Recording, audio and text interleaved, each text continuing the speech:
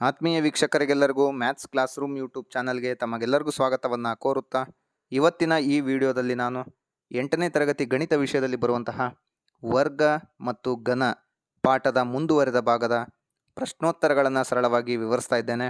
Video start ಮಾಡೋದಕ್ಕಿಂತ ಮುಂಚೆ ಇನ್ನೂ ನನ್ನ ಚಾನಲ್ನ ಯಾರು ಸಬ್ಸ್ಕ್ರೈಬ್ ಆಗಿಲ್ವೋ ದಯವಿಟ್ಟು ಸಬ್ಸ್ಕ್ರೈಬ್ ಆಗಿ, ವಿಡಿಯೋ ಇಷ್ಟ ಆದಲ್ಲಿ ಲೈಕ್ ಮಾಡಿ ಅಂತ ಹೇಳ್ತಾ ವಿಡಿಯೋ ಸ್ಟಾರ್ಟ್ ಮಾಡ್ತಾ ಇದ್ದೇನೆ. ಇಂದಿನ ಭಾಗ ಘನ ಸಂಖ್ಯೆಗಳು.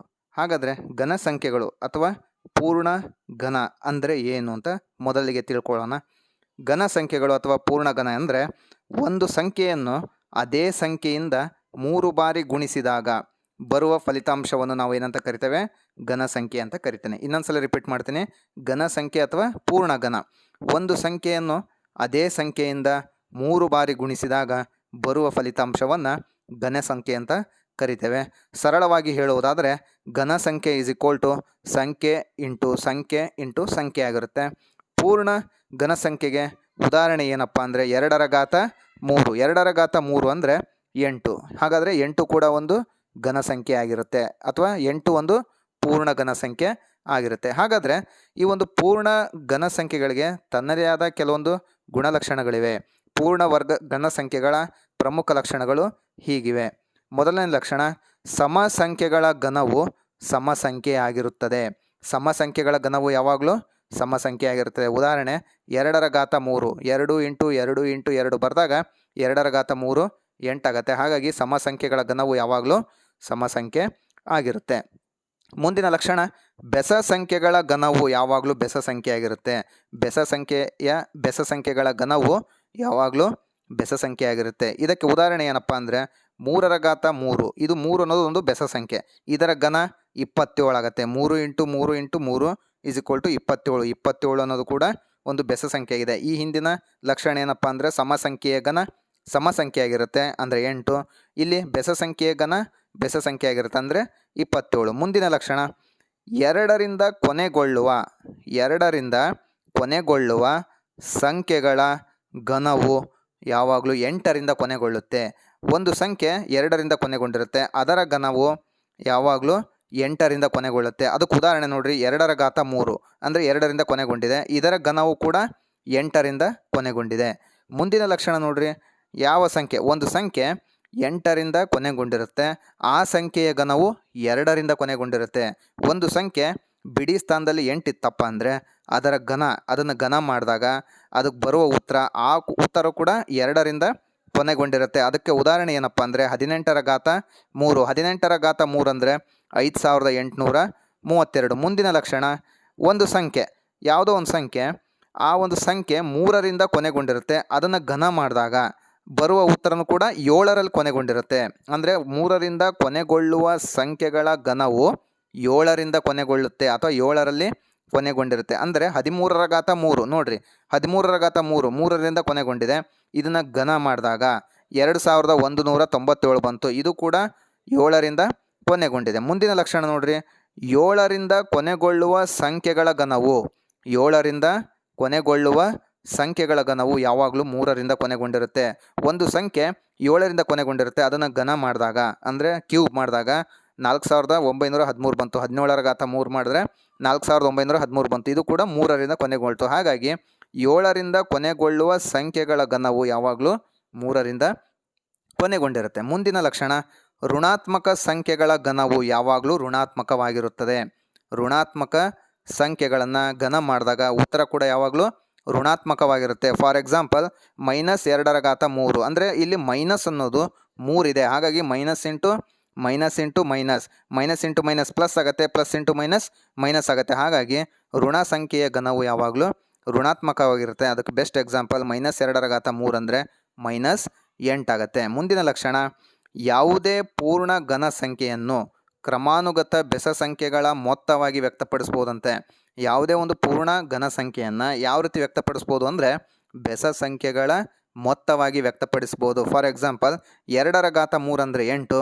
ಈ 8ನ ಹೆಂಗೆ ಬರಿಬೋದಪ್ಪ ಅಂದರೆ ಕ್ರಮಾನುಗತ ಬೆಸ ಸಂಖ್ಯೆ ಬರೆದು ಅದನ್ನು ಪ್ಲಸ್ ಮಾಡಿದಾಗ ಅಂದರೆ ಮೊತ್ತ ಅಂದರೆ ಕೂಡಿದಾಗ ಬರುವ ಮೊತ್ತ ಯಾವಾಗಲೂ 8 ಆಗಿರುತ್ತೆ. ನೋಡಿರಿ, 3 + 5 8. ಅದೇ ರೀತಿ 3 ರ ಘಾತ 3 ಅಂದರೆ 27. 7 + 9 + 11ನ ಮಾಡಿದಾಗ 27 ಬರುತ್ತೆ. 27ರ ಮೂಲ 3. ಹಾಗಾಗಿ 3 ರ ಘಾತ 3 ಅಂದರೆ 27. ನೋಡಿರಿ 4ರ ಘಾತ 3 ಕ್ರಮಾನುಗತ ಸಂಖ್ಯೆಗಳಿವು. 4ರ ಘಾತ 3 ಅಂದರೆ 64. ಈ 64ನ ಯಾವ ರೀತಿ ವ್ಯಕ್ತಪಡಿಸ್ಬೋದಪ್ಪ ಅಂದರೆ 13 + 15 + 17 + 19 ಇವನ್ನಷ್ಟನ್ನು ಕೂಡಿದಾಗ ಬರೋ ಉತ್ತರ 64 ಆಗುತ್ತೆ. 64 ಅಂದರೆ 4ರ ಘನ 64 ಆಗುತ್ತೆ.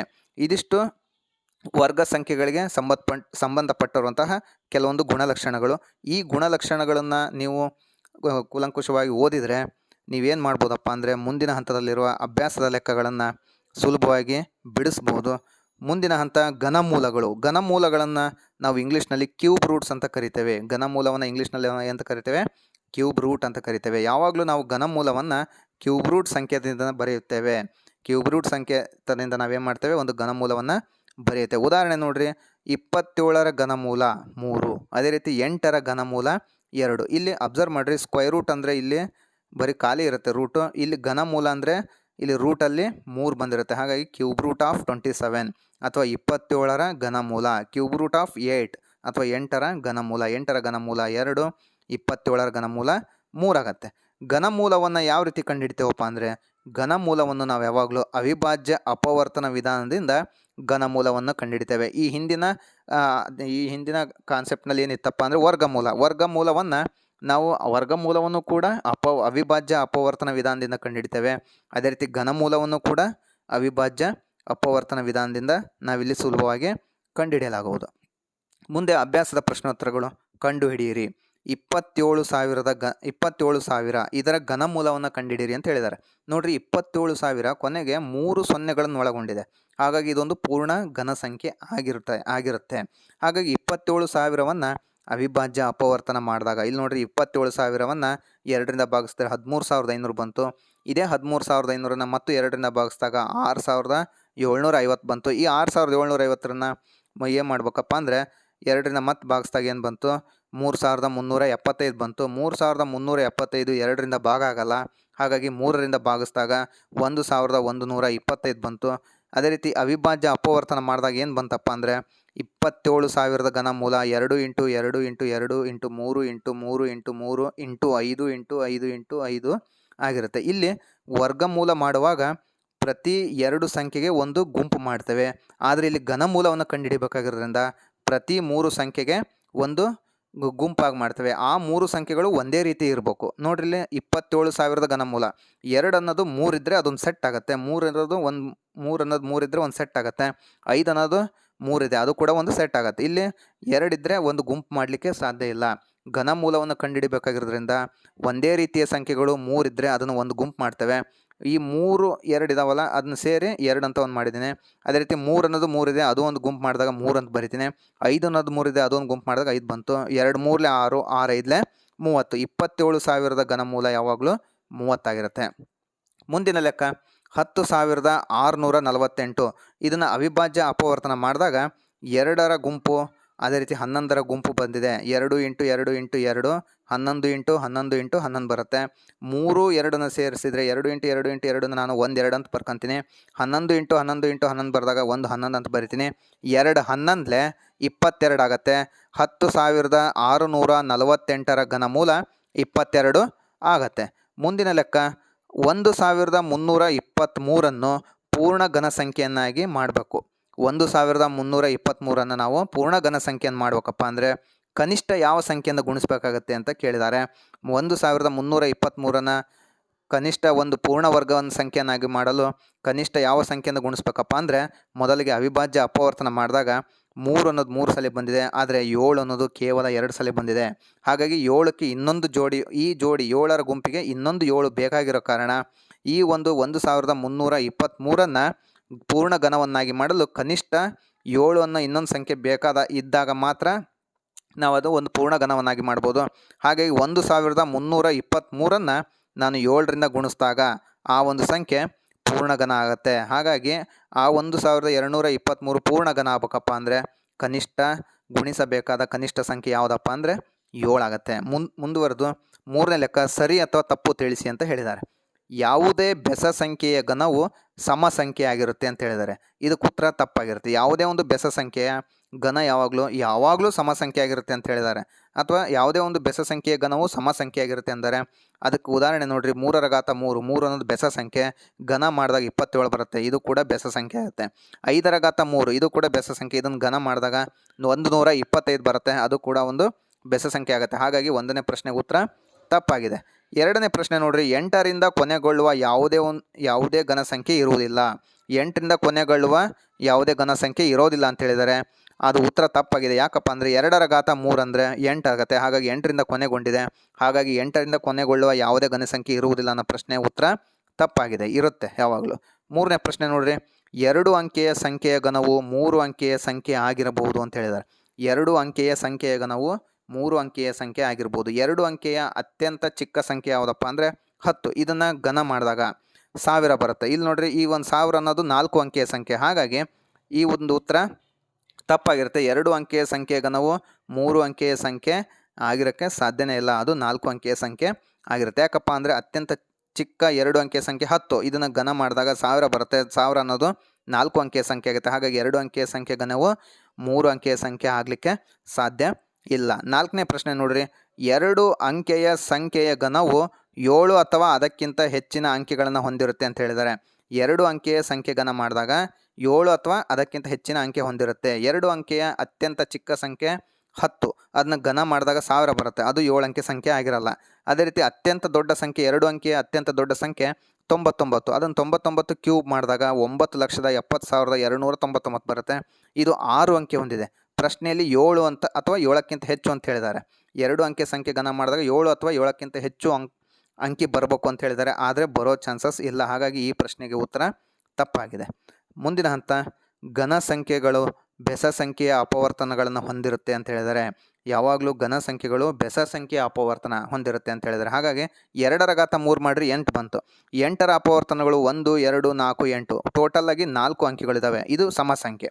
ಇನ್ನೊಂದು ನೋಡ್ರಿ ಪ್ರಶ್ನೆ 27 ಅನ್ನೋದು 3ರ ಘನ 27 ಆಗುತ್ತೆ. 27ರ ಅಪವರ್ತನಗಳು 1 3 9 27, ಇಲ್ಲೂ ಕೂಡ 1 2 3 4 ಅಪವರ್ತನ ಬಂತು. ಹಾಗಾಗಿ ಈ ಒಂದು ಪ್ರಶ್ನೆಗೆ ಉತ್ತರ ತಪ್ಪಾಗಿದೆ. ಘನ ಸಂಖ್ಯೆಯು ಬೆಸ ಸಂಖ್ಯೆಗಳ ಅಪವರ್ತನಗಳನ್ನು ಹೊಂದಿಲ್ಲ ಅಂತ ಹೇಳ್ಬೋದು. ಮುಂದಿನ ಹಂತ ನೋಡ್ರಿ, 4ನೇ ಪ್ರಶ್ನೆ, ಅವಿಭಾಜ್ಯ ಅಪವರ್ತನವನ್ನು ಮಾಡದೆ ಘನಮೂಲವನ್ನು ಕಂಡುಹಿಡಿಯಿರಿ ಅಂತ ಹೇಳಿದ್ದಾರೆ.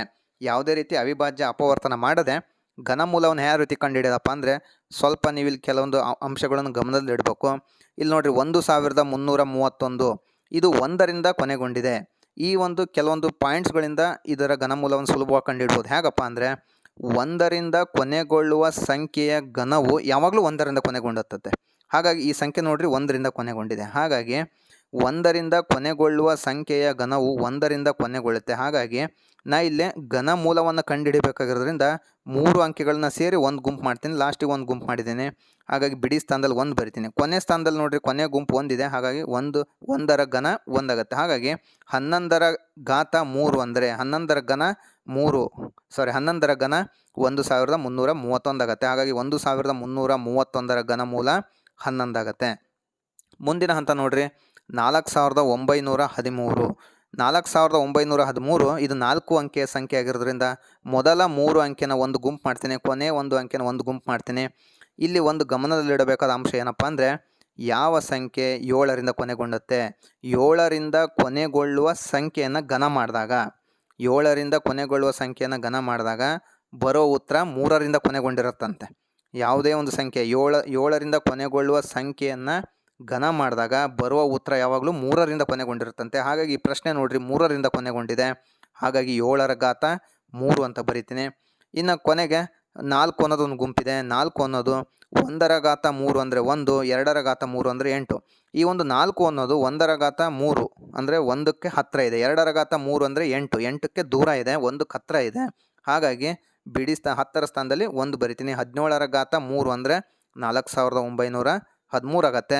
4913ರ ಘನಮೂಲ 17 ಆಗತ್ತೆ. ಮುಂದಿನ ಲೆಕ್ಕ ನೋಡ್ರಿ, 3ನೇ ಲೆಕ್ಕ 12167. ಇಲ್ಲೂ ಕೂಡ 3 ಅಂಕೆಯ ಸಂಖ್ಯೆನ ಒಂದು ಗುಂಪು ಮಾಡ್ತೀನಿ, 12ನ ಒಂದು ಗುಂಪು ಮಾಡ್ತೀನಿ. ಇಲ್ಲಿ ಈ ಸಂಖ್ಯೆ ನೋಡ್ರಿ 7ರಿಂದ ಕೊನೆಗೊಂಡಿದೆ. ಈ ಸಂಖ್ಯೆ ಎಷ್ಟರಿಂದ ಕೊನೆಗೊಂಡಿದೆ? 7ರಿಂದ ಕೊನೆಗೊಂಡಿದೆ. ಯಾವ ಸಂಖ್ಯೆ 3ರಿಂದ ಕೊನೆಗೊಂಡಿರುತ್ತೋ ಅದನ್ನು ಘನ ಮಾಡಿದಾಗ ಬರುವ ಉತ್ತರ 7ರಿಂದ ಕೊನೆಗೊಂಡಿರುತ್ತಂತೆ. 3ರಿಂದ ಕೊನೆಗೊಳ್ಳುವ ಸಂಖ್ಯೆಯ ಘನ ಯಾವಾಗಲೂ 7ರಿಂದ ಕೊನೆಗೊಂಡಿದೆ ಅಂತೆ. ಹಾಗಾಗಿ ಪ್ರಶ್ನೆ ನೋಡ್ರಿ 7ರಿಂದ ಕೊನೆಗೊಂಡಿದೆ.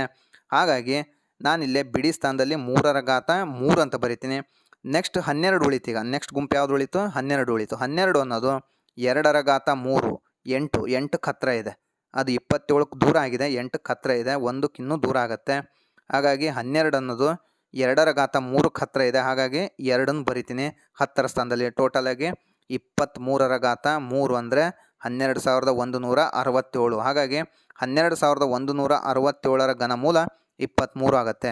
ಮುಂದಿನ ಲೆಕ್ಕ ನೋಡ್ರಿ ಏನಿದೆಪ್ಪ ಅಂದರೆ ಯಾವುದು ಅತ್ಯಂತ ದೊಡ್ಡದಾಗಿದೆ. ಈ ಕೆಳಗೆ ಕೊಟ್ಟಿರುವ ಲೆಕ್ಕಗಳಲ್ಲಿ ಯಾವುದು ಅತ್ಯಂತ ದೊಡ್ಡ ಲೆಕ್ಕಗಳು ಯಾವುದು ಅತ್ಯಂತ ದೊಡ್ಡ ಸಂಖ್ಯೆ ಆಗಿದೆ ಹೇಳ್ರಿ ಅಂತ ಹೇಳಿದ್ದಾರೆ.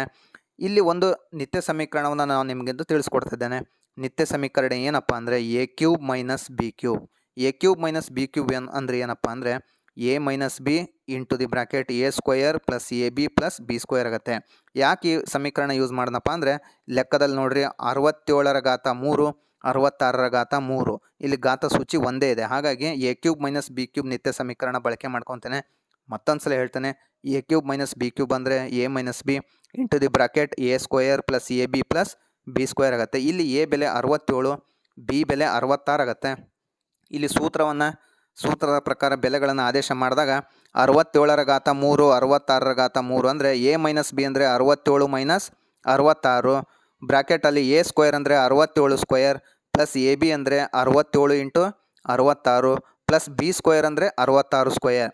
67ರ ಘಾತ 3 ಮೈನಸ್ 67ರ ಘಾತ 66ರ ಘಾತ 3 ಇಸ್ ಈಕ್ವಲ್ ಟು 67ರಲ್ಲಿ 66ನ್ನು ಕಳೆದ್ರೆ 1 ಬರುತ್ತೆ. ಇಂಟು ದಿ ಬ್ರಾಕೆಟ್ 67ರ ಘಾತ 2 ಅಂದರೆ 4489 ಪ್ಲಸ್ 67 ಇಂಟು 66 ಅಂದರೆ 4422 ಪ್ಲಸ್ 66ರ ಘಾತ 2 ಅಂದರೆ 4356 ಆಗುತ್ತೆ. ಇಲ್ಲಿ 67ರಲ್ಲಿ 66ನ್ನು ಕಳೆದಾಗ 1 ಉಳಿಯುತ್ತೆ. 4489 ಪ್ಲಸ್ 4422 ಪ್ಲಸ್ 4356 ನಾನು ಸಂಕಲನ ಮಾಡಿದಾಗ ಬರುವ ಮೊತ್ತ 13267 ಬರುತ್ತೆ. 13267ನ್ನು 1ರಿಂದ ಗುಣಿಸಿದಾಗ 67ರ ಘಾತ 3 ಮೈನಸ್ 66ರ ಘಾತ 3 ಇಸ್ ಈಕ್ವಲ್ ಟು 13267 ಬರುತ್ತೆ. ಇದಿಷ್ಟು 1ನೇ ಪ್ರಶ್ನೆಗೆ ಉತ್ತರ ಆಗಿದೆ. ಮುಂದಿನ ಪ್ರಶ್ನೆ ನೋಡ್ರಿ, 43ರ ಘಾತ 3 ಮೈನಸ್ 42ರ ಘಾತ 3 ಇಲ್ಲಿ ಎ ಬೆಲೆ 43, ಬಿ ಬೆಲೆ 42. ಇಲ್ಲೂ ಕೂಡ A cube minus B cube ಸೂತ್ರನ ಅಪ್ಲೈ ಮಾಡಿದಾಗ A minus B into A square plus A B plus B square ಈ ಒಂದು ಸೂತ್ರವನ್ನು ನಾ ಇಲ್ಲಿ ಅಪ್ಲೈ ಮಾಡಿದಾಗ ಎ ಬೆಲೆ 43, ಬಿ ಬೆಲೆ 42. ಈ ಸೂತ್ರವನ್ನು ನಾವು ಆದೇಶ ಮಾಡಿದಾಗ 43ರ ಘಾತ 3 ಮೈನಸ್ 42ರ ಘಾತ 3ರ ಉತ್ತರ 5419 ಆಗುತ್ತೆ. 1ನೇ ಲೆಕ್ಕ ನೋಡ್ರಿ ಏನಿದೆ 13267. 2ನೇ ಲೆಕ್ಕ ಏನು ಬಂದಿದೆ 5419 ಆಗ್ತದೆ. 3ನೇ ಸಮಸ್ಯೆ 67ರ ಘಾತ 2 ಮೈನಸ್ 66ರ ಘಾತ 2. ಇದು ಕನ್ನಡ ಮಾಧ್ಯಮ ಪಠ್ಯಪುಸ್ತಕದಲ್ಲಿ 67ರ ಘಾತ 3 66ರ ಘಾತ 3 ಅಂತಿದೆ. ಇದು ಪ್ರಿಂಟ್ ಮಿಸ್ಟೇಕ್ ಆಗಿದೆ. ಯಾಕಂದರೆ ಮೊದಲ ಸಮಸ್ಯೆನೂ ಕೂಡ 67ರ ಘಾತ 3 ಇದೆ ಮೈನಸ್ 66ರ ಘಾತ 3 ಇದೆ. ಹಾಗಾಗಿ 3ನೇ ಸಮಸ್ಯೆ ಕೂಡ ಹೀಗಿರೋದಿಲ್ಲ. ಇದು CBSE ಪುಸ್ತಕದಲ್ಲಿ 67ರ ಘಾತ 2 ಇದೆ ಮೈನಸ್ 66ರ ಘಾತ 2 ಇದೆ. ಇದನ್ನು ನಾನು ಸ್ಕ್ವಯರ್ ಮಾಡ್ಕೊಂಡಿದ್ದೀನಿ. ಇದು ನೋಡಿರಿ, ಇದು ಯಾವ ನಿತ್ಯ ಸಮೀಕರಣ ಅಪ್ಲೈ ಆಗುತ್ತಪ್ಪ ಅಂದರೆ A square minus B square ಸೂತ್ರ ಅಪ್ಲೈ ಆಗುತ್ತೆ. A square minus B square ಅಂದರೆ A plus B into A minus B. ಇಲ್ಲಿ ಎ ಬೆಲೆ 67, ಬಿ ಬೆಲೆ 66 ಆಗಿದೆ. A square minus B square ನಿತ್ಯ ಸಮೀಕರಣ ಏನಪ್ಪ ಅಂದರೆ A plus B into A minus B. ಈ ಸೂತ್ರದ ಅನ್ವಯ ಎ ಬೆಲೆ ಬಿ ಬೆಲೆಗಳನ್ನು ಅಪ್ಲೈ ಮಾಡಿದಾಗ ಏನಾಗುತ್ತಪ್ಪ ಅಂದರೆ 67ರ ಘಾತ 2 ಮೈನಸ್ 66ರ ಘಾತ 2 is equal to A plus B ಅಂದರೆ 67 ಪ್ಲಸ್ 66, ಎ ಮೈನಸ್ ಬಿ ಅಂದರೆ 67 ಮೈನಸ್ 66. 67 ಪ್ಲಸ್ 66 ಮಾಡಿದಾಗ 133 ಬಂತು. 67 ಮೈನಸ್ 66 ಮಾಡಿದಾಗ 1 ಬರ್ತದೆ, 133 ಬರ್ತದೆ. 67ರ ಘಾತ 2 ಮೈನಸ್ 66ರ ಘಾತ 2 ಅಂದರೆ 133 ಬರುತ್ತೆ. ಮುಂದಿನ ಲೆಕ್ಕ ಕೂಡ ಅಷ್ಟೇ, 43ರ ಘಾತ 2 ಮೈನಸ್ 42ರ ಘಾತ 2 ಬರ್ಕೊಂಡ್ರೆ A is equal to 43, B is equal to 42. ಇಲ್ಲಿ A square minus B square ಸೂತ್ರ ಅಪ್ಲೈ ಮಾಡಿದಾಗ A plus B into A minus B ಬರುತ್ತೆ. ಇಲ್ಲಿ ಎ ಬೆಲೆ 43, ಬಿ ಬೆಲೆ 42. ಸೂತ್ರವನ್ನು ಆದೇಶ ಮಾಡಿದಾಗ 43 ಪ್ಲಸ್ 42. ಎ ಮೈನಸ್ ಬಿ ಅಂದರೆ 43 ಮೈನಸ್ 42. 43ನ 42 ಜೊತೆ ಕೂಡಿದಾಗ 85 ಬರುತ್ತೆ. 43ರಲ್ಲಿ 42 ಕಳೆದಾಗ 1 ಬರುತ್ತೆ. ಹಾಗಾಗಿ 85 ಒಂದಲೇ 85 ಬರುತ್ತೆ. 43 square minus 42 square is equal to 85 ಆಗತ್ತೆ. ಈ ಒಂದು ಮೇನ್ನಲ್ಲಿ ಕೊಟ್ಟಿರೋ ಸಂಖ್ಯೆಗಳಲ್ಲಿ ಅತ್ಯಂತ ದೊಡ್ಡ ಬೆಲೆ ಯಾವುದಾಗಿದೆ, ಯಾವ ಲೆಕ್ಕದ ಬೆಲೆ ಅತ್ಯಂತ ದೊಡ್ಡದಾಗಿದೆಯಪ್ಪ ಅಂದರೆ 67 ಮೈನಸ್ 66 ಬೆಲೆ ಅತ್ಯಂತ ದೊಡ್ಡದಾಗಿದೆ. ಹಾಗಾದರೆ ಅದರ ಬೆಲೆ ಎಷ್ಟು ಬಂದಿದೆಯಪ್ಪ ಅಂದರೆ 67 ಎಷ್ಟು ಬೆಲೆ ಬಂದಿದೆಪ್ಪ ಅಂದರೆ 67 ಮತ್ತು 66 ಬೆಲೆ 13,267 ಆಗುತ್ತೆ. ಇದಿಷ್ಟು ವರ್ಗ ಮತ್ತು ಘನ ಅಧ್ಯಾಯದ ಅಭ್ಯಾಸದ ಸಮಸ್ಯೆಗಳಾಗಿದೆ. ಮುಂದಿನ ಹಂತದಲ್ಲಿ ಮುಂದಿನ ಅಧ್ಯಾಯದ ಪ್ರಶ್ನೋತ್ತರಗಳನ್ನು ತಿಳಿಸ್ಕೊಡ್ತೇನೆ ಅಂತ ಹೇಳ್ತಾ, ವಿಡಿಯೋ ಇಷ್ಟ ಆದಲ್ಲಿ ಲೈಕ್ ಮಾಡಿ, ಸಬ್ಸ್ಕ್ರೈಬ್ ಮಾಡಿ ಅಂತ ಹೇಳ್ತಾ ಈ ವಿಡಿಯೋನ ಮುಗಿಸ್ತಾ ಇದ್ದೇನೆ. ಧನ್ಯವಾದಗಳು.